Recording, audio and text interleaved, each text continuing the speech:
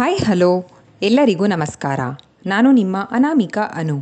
ಅಭಿವ್ಯಕ್ತಿ ಕಥಾಲೋಕಕ್ಕೆ ಸ್ವಾಗತ. ಇನ್ನು ಯಾರೆಲ್ಲ ಈ ಚಾನಲ್ಗೆ ಸಬ್ಸ್ಕ್ರೈಬ್ ಆಗಿಲ್ಲ, ದಯವಿಟ್ಟು ಸಬ್ಸ್ಕ್ರೈಬ್ ಮಾಡಿಕೊಂಡು ಪ್ರೋತ್ಸಾಹ ನೀಡಿ. ಕತೆಗಳನ್ನು ಕೇಳಿ ಇಷ್ಟವಾದರೆ ಲೈಕ್ ಕೊಟ್ಟು ಕಮೆಂಟ್ ಮಾಡಿ ಹೆಚ್ಚು ಹೆಚ್ಚು ಶೇರ್ ಮಾಡುವುದರ ಮೂಲಕ ನಮಗೆ ಮತ್ತಷ್ಟು ಪ್ರೋತ್ಸಾಹ ನೀಡೋದನ್ನು ಮರಿಬೇಡಿ. ನನ್ನೆದೆಯ ಬಾಂದಳದಿ ಕಥೆಯ 74ನೇ ಅಧ್ಯಾಯವನ್ನು ನೀವೆಲ್ಲರೂ ಕೇಳಿ ಆನಂದಿಸಿದ್ದೀರಾ ಅಂತ ಭಾವಿಸ್ತೇನೆ. ಹಾಗಾದರೆ 75ನೇ ಅಧ್ಯಾಯವನ್ನು ಶುರು ಮಾಡೋಣ. ನಕ್ಷತ್ರ ಮದುವೆ ಛತ್ರಕ್ಕೆ ಹೊರಡಬೇಕು ಅನ್ನೋ ವಿಷಯ ತಿಳಿದಾಗ ಬೇಸರದಲ್ಲಿರ್ತಾಳೆ. ಅರ್ಥ ಮಾಡಿಕೊಂಡಂತೆ ಅರುಣ, ಚಿಯರಪ್ ಮೈ ಪ್ರಿನ್ಸಸ್, ಎಲ್ಲ ಹೆಣ್ಮಕ್ಳು ಈ ಒಂದು ಘಟ್ಟನ ಜೀವನದಲ್ಲಿ ಎದುರಿಸಲೇಬೇಕು. ಎಲ್ಲೋ ದೂರದ ದೇಶಕ್ಕೆ ಹೋಗೋ ಥರ ಫೀಲ್ ಆಗ್ತಿದೆಯಲ್ಲ, ಕಾರಲ್ಲಿ ಬಂದರೆ ಅರ್ಧ ಗಂಟೆ ಅಷ್ಟೇ, ಸಮಾಧಾನಿಸುವ ಸಣ್ಣ ಪ್ರಯತ್ನ ಮಾಡಿದಳು ಅರುಣ. ಆದರೂ ಅಕ್ಕ, ಹೋಗಬೇಕಂದ್ರೆ ಹೋಗಲೇಬೇಕಲ್ವಾ? 30 ಮಿನಿಟ್ಸ್ ಅಂದ್ರೇನು, 30 ಅವರ್ಸ್ ಅಂದ್ರೇನು? ದೂರ ಅಂದರೆ ದೂರನೇ ಅಲ್ವಾ? ಗಂಡನ ಮನೆನೇ ತಾನೇ ಅಂದಳು ನಕ್ಷತ್ರ. ಹೀಗೆಲ್ಲ ಹೇಳಿ ಹೇಳಿ ಫ್ಯೂಚರಲ್ಲಿ ಮದುವೆ ಆಗಬೇಕು ಅಂದ್ಕೊಂಡಿರೋ ನನ್ನಂಥವ್ರು ಮದುವೆ ಅಂದರೆ ಹೆದರೋ ಹಾಗೆ ಮಾಡ್ತಾಳಪ್ಪ. ಎದ್ದೋಗೆ ಫ್ರೆಶ್ ಅಪ್ ಆಗಿ ಬಾ, ಇಲ್ಲಾಂದರೆ ಅರುಣಕ್ಕ ಮೊದಲು ನನ್ನ ರೆಡಿ ಮಾಡಿ ಅಂದಳು ಸ್ನೇಹ, ಗೆಳತಿಯನ್ನು ಚೇರಪ್ ಮಾಡುವ ಉದ್ದೇಶದಿಂದ. ಪಾರ್ಲರ್ ಅವರಿಗೆ ಚೌಟ್ರಿಗೆ ಬರೋಕ್ಕೆ ಹೇಳಿದ್ದೀವಿ ಅಕ್ಕ, ಇಲ್ಲಿ ನಾವೇ ರೆಡಿ ಮಾಡಿದ್ರಾಯ್ತು ಅಂತ ಶರದಿ ಹೇಳಿದ್ಲು. ನಕ್ಷತ್ರ ಮತ್ತೊಮ್ಮೆ ಫ್ರೆಶ್ ಅಪ್ ಆಗಿ ಬಂದಳು. ಮಧುಮಗಳಾಗಿ ಸಿದ್ಧಳಾಗಳು. ಸ್ನೇಹ ಸಿಂಪಲ್ ಇರಲಿ ಮೇಕಪ್, ಬ್ರೈಡಲ್ ಬೇಡ, ಶರದಿ ಹೇಳಿದ್ಲು. ನೀನು ಸುಮ್ಮನಿರೆ, ನಂಗೆ ಗೊತ್ತು ಎನ್ನುತ್ತಲೇ ಮೇಕಪ್ ಮುಗಿಸಿದಳು ಸ್ನೇಹ ಅರುಣಾಳ ಸಹಾಯದಿಂದ. ಆಚೀಚೆ ಓಡಾಡುತ್ತಿದ್ದ ಶರದಿಗೆ ಸತಿ, ನಕ್ಷು ರೆಡಿ ಆಗಿದ್ರೆ ಒಂದು ಫೋಟೋ ತೆಗೆದುಕೊಟ್ಟು ಪುಣ್ಯ ಕಟ್ಕೊಳ್ಳಿ ಅರ್ಧಾಂಗಿಯವರೇ ಅಂದ. ಇವಾಗ ಅದೆಲ್ಲ ಆಗಲ್ಲ, ನಾನು ಬ್ಯುಸಿ ಇದ್ದೀನಿ, ಅವಳಿನ್ನೂ ರೆಡಿ ಆಗಿಲ್ಲ, ಹೋಗಿ ಸುಮ್ಮನೆ ಗದರಿದಳು ಶರದಿ. ಲೋ, ಕೇಳಿಸ್ಕೊಂಡ್ಯೇನೋ, ಬೈತಿದ್ದಾಳೆ ಅಂದ ಸತಿ ಲೈನಲ್ಲಿದ್ದ ನವಿಗೆ. ಮರೂನ್ ಬಣ್ಣದ ಬಂಗಾರದ ಜರಿ ಇರುವ ಸೀರೆ, ಒಪ್ಪುವ ಜ್ಯುವೆಲ್ ಸೆಟ್, ನೀಳ ಜಡೆ, ಮಲ್ಲಿಗೆ ದಿಂಡು, ಕೈ ತುಂಬ ಹಸಿರು ಗಾಜಿನ ಬಳೆಗಳು, ಮಧ್ಯದಲ್ಲಿ ಬಂಗಾರದ ಬಳೆಗಳು, ಕಾಲ್ಗೆಜ್ಜೆ, ನಲ್ಲನ ನೆನಪಿನಿಂದ ಗಾಢವಾಗಿ ರಂಗೇರಿದ್ದ ಮೆಹಂದಿ, ಹಸಿರು ಬಣ್ಣದ ಬಿಂದಿ, ಪುಟ್ಟದಾಗಿ ಕುಂಕುಮ, ಎಡಗೆನ್ನೆಯಲ್ಲೊಂದು ದೃಷ್ಟಿಬೊಟ್ಟು, ಅರಿಶಿನ ಹಚ್ಚಿದ್ದ ಕೆನ್ನೆಗಳಿಗೆ ಆಗಾಗ ಮುತ್ತಿಡುತ್ತಿದ್ದ ಜುಮುಕಿಗಳು, ನಯವಾಗಿ ಲಾಸ್ಯವಾಡುತ್ತಿದ್ದ ಹೆಂಡತನದ ಒಡವೆ ನಾಚಿಕೆ. ಮೊದಲೇ ಸೌಂದರ್ಯದ ಖನಿ ನಕ್ಷತ್ರ. ಬಾನಿನಿಂದ ಧರೆಗಿಳಿದ ನಕ್ಷತ್ರದಂತೆಯೇ ಕಂಗೊಳಿಸುತ್ತಿದ್ಲು. ಸಂಪೂರ್ಣವಾಗಿ ಸಿದ್ಧವಾದ ಮೇಲೆ ಸ್ನೇಹಾಳೆ ಫೋಟೋ ತೆಗೆದು, ಒಲವ ದಿಬ್ಬಣ ಏರಿ ನಿಮ್ಮ ಜಗದೊಳಗೆ ಮೊದಲ ಹೆಜ್ಜೆ ಇಡಲು ನಿಮ್ಮ ಒಲವು ಸಿದ್ಧವಾಗಿದೆ ಎಂದು ಟ್ಯಾಗ್ಲೈನ್ ಕೊಟ್ಟು ನವೀನ್ಗೆ ಸೆಂಡ್ ಮಾಡಿದ್ಲು. ಇಬ್ಬರು ನನ್ನ ಫ್ರೆಂಡ್ಸ್ ಆಗಿದ್ದವರು ತಂಗಿ ಅಂದ್ಕೊಂಡು ಪಕ್ಷನೇ ಚೇಂಜ್ ಮಾಡಿಬಿಟ್ರು. ಒಂದು ಫೋಟೋ ಕಳಿಸ್ರು ಅಂದರೆ ಕಳಿಸಲ್ಲ. ಗೆಳೆಯರಿಬ್ಬರನ್ನು ಬೈದುಕೊಳ್ಳುತ್ತಲೇ ರೆಡಿಯಾಗುತ್ತಿದ್ದ ನವೀನ್. ಇನ್ನು ಕೆಲವೇ ಗಂಟೆಗಳು ಅಷ್ಟೇ, ನಿನ್ನ ಜೊತೆಲೇ ಇರ್ತಾಳೆ, ಓವರಾಗಿ ಆಡಬೇಡ, ರೆಡಿಯಾಗು. ಜೊತೆ ಇದ್ದ ಶ್ರೀಧರ್, ಸೂರ್ಯ ಇಬ್ಬರು ಹೇಳಿದರು. ಮೋಸ್ಟ್ ವ್ಯಾಲ್ಯೂಯಬಲ್ ನಾನ್ ರಿಟರ್ನಬಲ್ ಟೈಮ್ ಇದು, ಗೊತ್ತಾಗೋದಿಲ್ಲ ನಿಮಗೆ, ಸುಮ್ಮನಿರೋ ಶ್ರೀ ಎನ್ನುವಾಗಲೇ ಮೊಬೈಲ್ಗೆ ಮೆಸೇಜ್ ಬಂದ ಸದ್ದಾಯಿತು. ಐ ಹೋಪ್ ಖಂಡಿತ ಫೋಟೋ ಬಂದಿರುತ್ತೆ. ನಂಬಿಕೆಯಿಂದಲೇ ಮೊಬೈಲ್ ಓಪನ್ ಮಾಡಿ ನೋಡ್ದ ನವೀನ್. ಎಲ್ರಿಗಿಂತ ಸ್ನೇಹನೇ ನನ್ನ ಅರ್ಥ ಮಾಡ್ಕೊಳ್ಳೋದು ಎನ್ನುತ್ತಾ ತನ್ನವಳನ್ನು ಕಣ್ತುಂಬ ನೋಡಿದ. ನನ್ನುಸಿರಿನ ಅಧಿದೇವತೆ ನೀನು, ತುದಿಗಾಲಲ್ಲಿ ಕಾಯುತ್ತಿರುವೆ, ಹೃದಯದ ಗರ್ಭಗುಡಿಯಲ್ಲಿ ಪ್ರತಿಷ್ಠಾಪಿಸಿ ಆರಾಧಿಸಲು. ಲವ್ ಯು ಮೈ ಲೈಫ್ ತನ್ನವಳ ಫೋಟೋಗೆ ಮುತ್ತಿಟ್ಟ. ರಚ್ಚೆ ಹಿಡಿದು ಹಠ ಮಾಡುತ್ತಿದ್ದ ಮನಸ್ಸೀಗ ಶಾಂತವಾಗಿತ್ತು. ಬೇಗನೆ ಸಿದ್ಧನಾದ. ದೇವರ ಫೋಟೋಗಳಿಗೆ, ಹೆತ್ತವರಿಗೆ, ಹಿರಿಯರಿಗೆ ನಮಸ್ಕರಿಸಿ ಕೊನೆಗೆ ಸತಿಯತಿ ಇರುವಲ್ಲಿ ಬಂದಳು ನಮಸ್ಕರಿಸಲು. ನಕ್ಷು, ಇದೆಲ್ಲ ಏನಕ್ಕೆ? ಏನು ಬೇಡ. ಹಿಂದೇಟು ಹಾಕಿದರು ಸತಿಯತಿ ಇಬ್ಬರು. ಅದುವರೆಗೂ ಕಾಡದ ನೋವು ದುತ್ತನೆ ಎದುರಾಗಿತ್ತು. ಅಣ್ಣಂದ್ರಲ್ವಾ, ಮಾಡಿಸ್ಕೊಳ್ಳಿ, ಬೇಡ ಅನ್ಬೇಡಿ ಅಂದರು ವಿಶ್ವನಾಥರು. ನಿನ್ನಿಷ್ಟದಂತೆ 100 ಕಾಲ ಸುಖವಾಗಿ ಸಂತೋಷವಾಗಿರು ಎನ್ನುತ್ತಾ ಇಬ್ಬರು ಆಶೀರ್ವದಿಸಿದ್ರು. ಪಟಪಟನೆ ಮಾತನಾಡುತ್ತಿದ್ದ ಸ್ನೇಹಾಳ ಕಣ್ಣುಗಳು ಕೊಳಗಳಾಗಿದ್ದವು. ಶರದಿಯಂತೂ ಮೌನದ ಮೊರೆ ಹೋಗಿದ್ದಳು. ಮೂವರು ಗೆಳತಿಯರು ಗಟ್ಟಿಯಾಗಿ ಬಿಗಿದಪ್ಪಿದ್ದರು. ಹೇಳಲಾಗದ 1000 ಭಾವಗಳಿಗೆ ಮೌನವಾಗೇ ಧನಿಯಾಗಿತ್ತು ಅಪ್ಪುಗೆ. ಜೀವನ್ ಅಲ್ಲಿರಲಾಗದೆ ನಕ್ಷತ್ರಳ ರೂಮು ಸೇರಿದ್ದ. ಹಸೆಮಣೆಯ ಮೇಲೆ ಕೂರಿಸಿ ಸುಮಂಗಲಿಯರು ಅರಿಶಿನ ಕುಂಕುಮ ಇಟ್ಟು ಆರತಿ ಮಾಡಿ ಆಶೀರ್ವದಿಸಿದರು. ತವರನ್ನು ಬಿಟ್ಟೋಗುವ ಕ್ಷಣ ಸನ್ನಿಹಿತವಾದಂತೆ. ತನ್ನದೇ ಅಮೃತವ ಕುಡಿಸಿ ಬೆಳೆಸಿದ ಹೆತ್ತವಳು, ಬೆವರ ಸುರಿಸಿ ಮಕ್ಕಳನ್ನು ತನ್ನೆತ್ತರಕ್ಕೆ ಬೆಳೆಸಿದ ತಂದೆ ಇಬ್ಬರು ಹಾಲುಂಡು ಬೆಳೆದ ತವರಿನಲ್ಲಿ ಹಾಲು ಕುಡಿಸುವ ಶಾಸ್ತ್ರ. ನಕ್ಷತ್ರಳ ಕೈಕಾಲು ನಡುಗಲು ಶುರುವಾದವು. ಅಳಬಾರದೆಂದು ತಮಗೆ ತಾವೇ ಹಾಕಿಕೊಂಡಿದ್ದ ಮನೋದಿಗ್ಬಂಧನದ ಅಣೆಕಟ್ಟನ್ನು ಮೀರಿ ಕಣ್ಣೀರು ಧಾರಾಕಾರವಾಗಿ ಹರಿಯಿತು. ಅಳುತ್ತಲೇ ವಿಶ್ವನಾಥ, ಪೂರ್ಣಿಮಾ ಹಾಲು ಕುಡಿಸಿದರೆ ಅಳುತ್ತಲೇ ನಕ್ಷತ್ರ ಕುಡಿದಳು. ನೆರೆದಿದ್ದ ಪ್ರತಿಯೊಬ್ಬರೂ ಕಣ್ಣೀರು ಹಾಕಿದ್ದರು. ನಕ್ಷತ್ರಳೆಂದರೆ ಹಾಗೆ ಸದಾ ಚೈತನ್ಯದ ಚಿಲುಮೆ. ವಿಶ್ವನಾಥರು ಅದೆಷ್ಟೇ ದಣಿದು ಬಂದಿರಲಿ, ಮಗಳ ಮುಖ ನೋಡುತ್ತಲೇ ಆಯಾಸವೆಲ್ಲ ದೂರ ಆಗ್ತಿತ್ತು. ಮಗಳು ಬೆಳೆದಂತೆಲ್ಲ ಆತಂಕಪಟ್ಟಿದ್ದರು. ಆದರೆ ಗೌಡರಂಥ ಸಂಬಂಧ ತಾನಾಗಿ ಮನೆ ಬಾಗಿಲಿಗೆ ಹುಡುಕಿ ಬಂದಾಗ ಮಗಳ ಅದೃಷ್ಟಕ್ಕೆ ಹೆತ್ತ ಕರುಳು ತಂಪಾಗಿತ್ತು. ಗಂಡನ ಮನೆಯಲ್ಲಿ ಮಗಳಿಗೆ ಯಾವುದೇ ಕೊರತೆ ಇಲ್ಲ, ಆದರೆ ಮಗಳನ್ನು ಬಿಟ್ಟಿರಬೇಕಲ್ಲ ಎನ್ನುವುದೇ ಯಾತನೆ. ಹೆಗಲ ಮೇಲಿದ್ದ ಟವಲ್ನಿಂದ ಮುಖ ಒರೆಸಿಕೊಂಡರು ವಿಶ್ವನಾಥರು.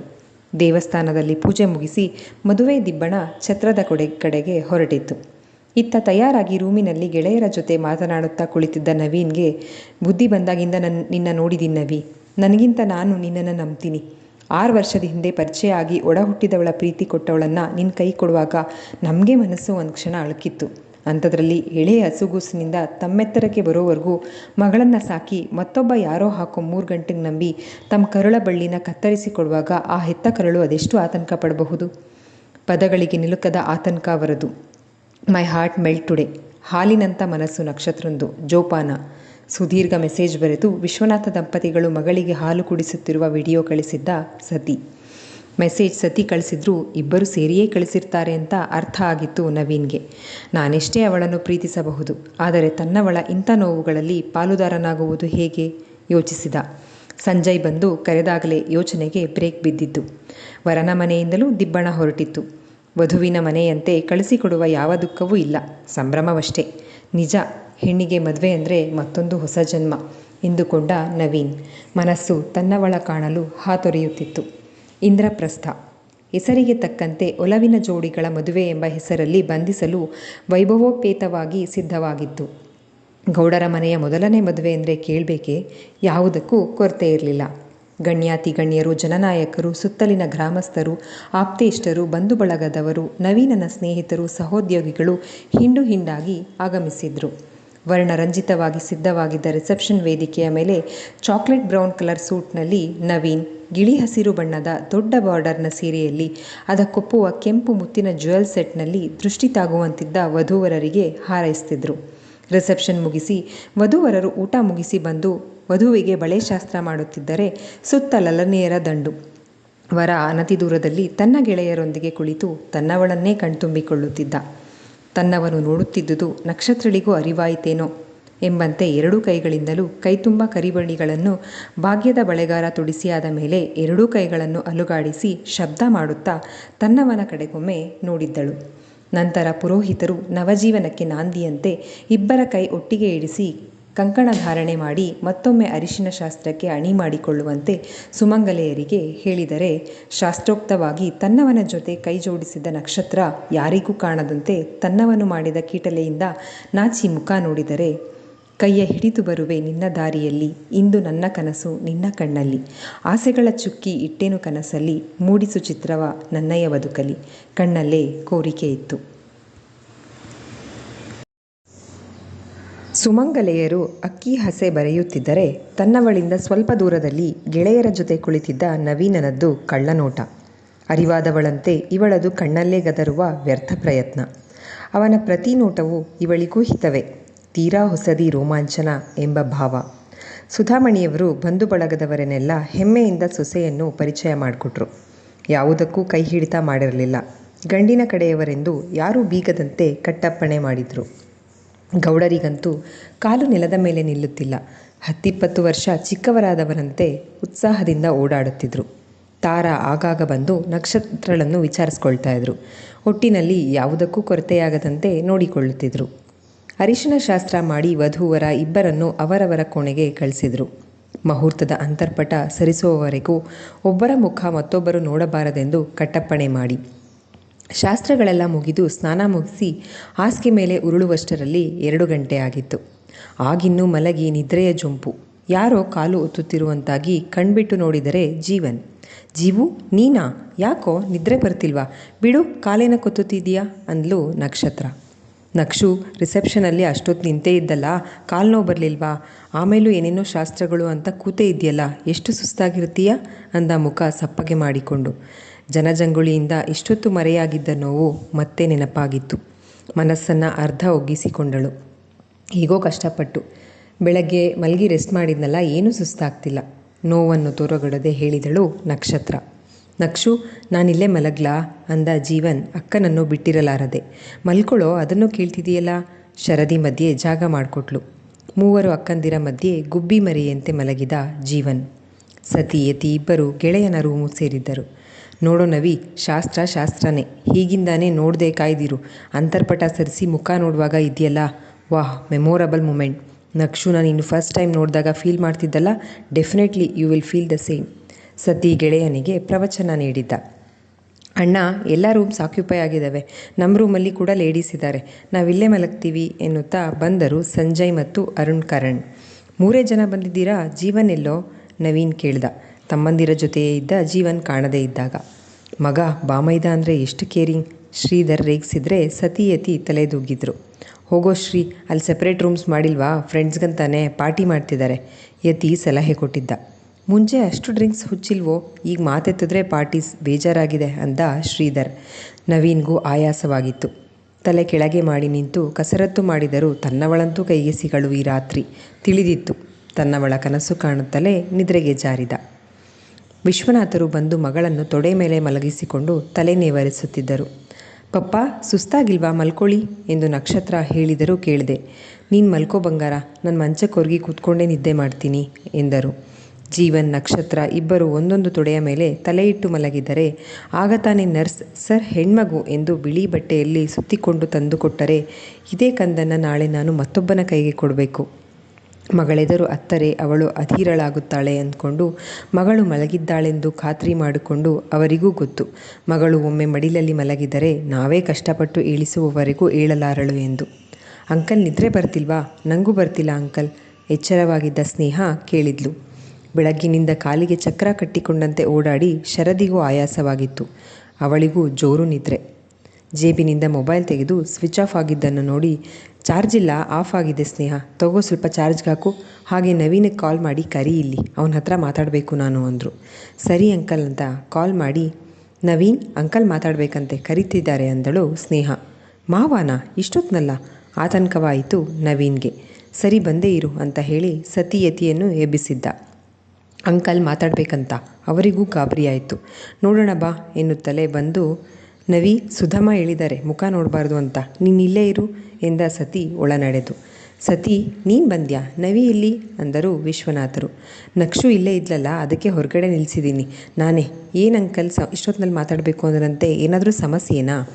ಆತಂಕದಿಂದಲೇ ಕೇಳಿದ ಸತಿ. ಕರಿ ನವೀನ ಒಳಗಡೆ ಅಂದರು ವಿಶ್ವನಾಥರು. ಅಂಕಲ್, ಅದು ಶಾಸ್ತ್ರ. ಹಿಂಜರಿದ ಸತಿ, ಶಾಸ್ತ್ರಗಳನ್ನು ಮೀರಿ ನಡೆದರೆ ಗೆಳೆಯನ ಬಾಳಲ್ಲಿ ಕೆಡುಕಾದರೆ ಎನ್ನುವ ಆತಂಕ ಅವನದು. ಅಯ್ಯೋ ಹುಚ್ಚಪ್ಪ, ಮನಸ್ಸಿಗಿಂತ ದೊಡ್ಡ ಶಾಸ್ತ್ರ ಯಾವುದೂ ಇಲ್ಲ. ದೊಡ್ಡವರೆಲ್ಲ ಸೇರಿ ಶಾಸ್ತ್ರ ಮಾಡಿದ ಎಷ್ಟೋ ಮದುವೆಗಳು ಮುರಿದು ಬಿದ್ದಿದ್ದಾವೆ. ಲವ್ ಮಾಡಿ ಮದುವೆ ಆದವರು ಸುಖವಾಗೇ ಇದ್ದಾರೆ. ಕರಿ ಅಂದರು ವಿಶ್ವನಾಥರು. ಸತಿ ಹೊರಗಡೆ ಹೋಗಿ ಕರೆದುಕೊಂಡು ಬಂದ. ಅಪ್ಪನ ಮಡಿಲಲ್ಲಿ ಮಗುವಂತೆ ಮಲಗಿದ್ದ ತನ್ನವಳನ್ನು ನೋಡಿದ. ನನ್ನದೇ ಹಾಸಿಗೆ ಮೇಲೆ ತಲೆಯಿಟ್ಟು ಮಲಗಿದರೆ ಅಪ್ಪನ ಮಡಿಲಿನಷ್ಟೇ ನಿರಾಳವಾಗಿ ನಿರುಮ್ಮಳಾಗಿ ನಿದ್ರಿಸುವಷ್ಟು ನೆಮ್ಮದಿ ಕೊಡಬೇಕು ನಾನು ಅಂದುಕೊಂಡೇ ವಿಶ್ವನಾಥರ ಬಳಿ ಬಂದು ಕುಳಿತ. 10 ವರ್ಷ ವಯಸ್ಸಾದವರಂತೆ ಕಂಡರು. ಮಗಳನ್ನು ಮದುವೆ ಮಾಡಿ ಕಳಿಸುತ್ತಿರುವುದನ್ನು ತೀರಾ ಮನಸ್ಕಚ್ಕೊಂಡಿದ್ದಾರೆ ಎಂದ್ಕೊಂಡೆ. ಏನಾಯಿತು ಮಾವ ಎಂದು ಕೇಳಿದ ಕಕ್ಕುಲಾತಿಯಿಂದ. ಮಡಿಲಲ್ಲಿ ಮಲಗಿದ್ದ ಮಕ್ಕಳಿಬ್ಬರನ್ನ ತೋರಿಸಿ, ಇವರಿಬ್ಬರು ನಮ್ಮೆರಡು ಕಣ್ಣುಗಳು. ಮಗಳು ಅಂದರೆ ನನ್ನ ಹೃದಯ. ನಾಳೆ ನನ್ನ ಮಗಳಲ್ಲ, ಅಲ್ಲಲ್ಲ, ನನ್ನ ಹೃದಯನ ನಿನ್ನ ಕೈಗೆ ಕೊಡ್ತೀನಿ. ಜೋಪಾನ ಮಾಡ್ತೀಯಲ್ವಾ? ಇಷ್ಟು ವರ್ಷಗಳಲ್ಲಿ 1-2 ಸರ್ತಿ ಗದರಿರಬಹುದೇನೋ, ಆದರೆ ಒಂದಿನಾನು ಒಂದೇಟು ಕೈ ಮಾಡಿಲ್ಲ. ಪೂರ್ಣ ಹೆಣ್ಮಗು ಅಂತ ಮೇಲು ಮಾತಲ್ಲಿ ಬೈತಾಳೆ.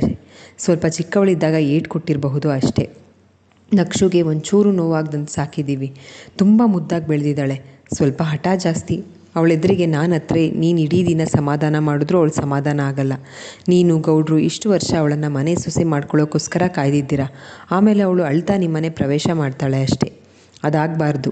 ನಕ್ಷು ನಗ್ನಗ್ತಾನೆ ಕಣ್ಣಲ್ಲಿ 100 ಕನಸುಗಳನ್ನು ಹೊತ್ಕೊಂಡು ನಿಮ್ಮನೆ ಪ್ರವೇಶ ಮಾಡಬೇಕು.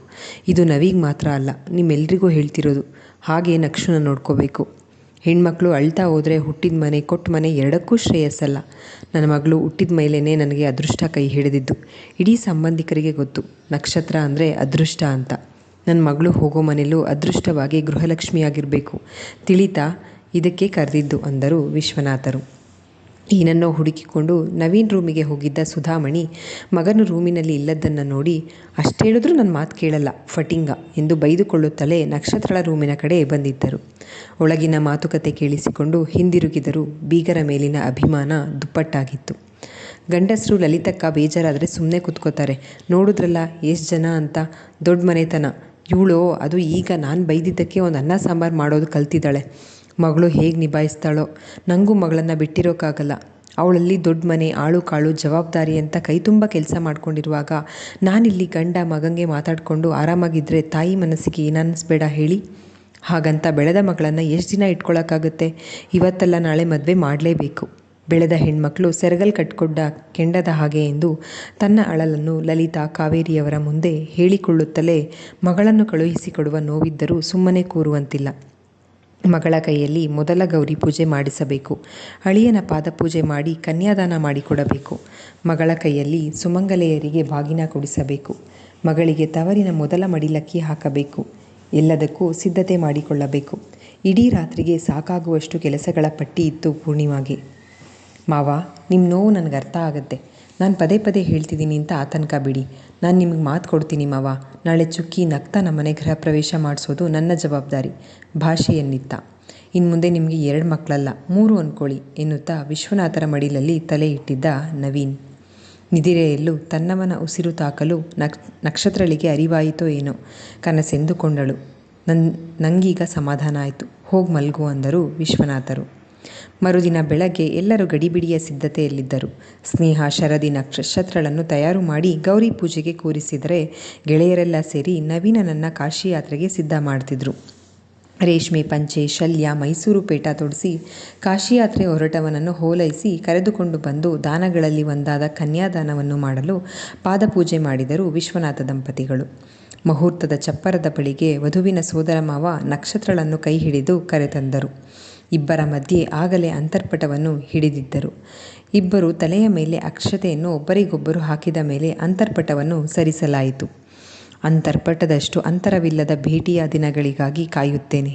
ನಕ್ಷತ್ರಳಿಗೆ ತಾನಾಡಿದ ಮಾತುಗಳು ನೆನಪಿಗೆ ಬಂದವು. ಢವಗುಡುವ ಎದೆಯಲ್ಲೀಗ ಒಲವಿನ ತಕದಿಮಿತ. ಬಿಳಿ ರೇಷ್ಮೆ ಸೀರೆಗೆ ನೇರಳೆ ಬಣ್ಣದ ಬಾರ್ಡರ್, ಅದೇ ಬಣ್ಣದ ಬ್ರೈಡಲ್ ಕುಸುರಿ ಕೆಲಸವಿರುವ ಬ್ಲೌಸ್, ಕೈಯಲ್ಲಿ ಗುಲಾಬಿ ದಳದ ಹೂವಿನ ಹಾರ, ಹಣೆಯಲ್ಲಿ ಬಾಸಿಂಗ, ಮೊಗ್ಗಿನ ಜಡೆ, ಪರ್ಪಲ್ ಸ್ಟೋನ್ ಜ್ಯುವೆಲ್ ಸೆಟ್. ಮತ್ತೊಮ್ಮೆ ಲವ್ ಅಟ್ ಫಸ್ಟ್ ಸೈಟ್ ಎನ್ನುವಂತಾಗಿತ್ತು ನವೀನ್ಗೆ. ಕ್ಷಣಕಾಲ ಕಣ್ಣುಗಳು ಬೆರೆತವು. ತನ್ನವಳ ರಂಗೇರಿಸುವ ಬಯಕೆ ಮುತ್ತಿನ ಸನ್ನೆ ಮಾಡಿದ.